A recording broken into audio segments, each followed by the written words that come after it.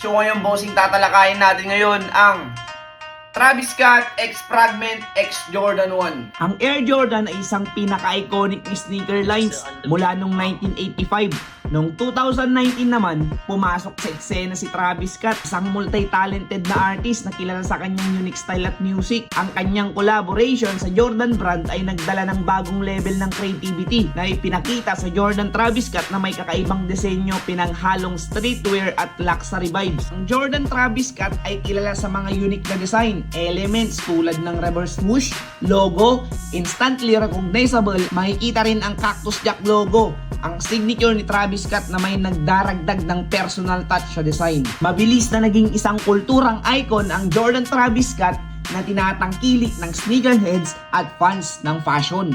Mula sa music industry hanggang sa streetwear scenes, ang sapatos na ito ay naging simbolo ng modern style at exclusivity.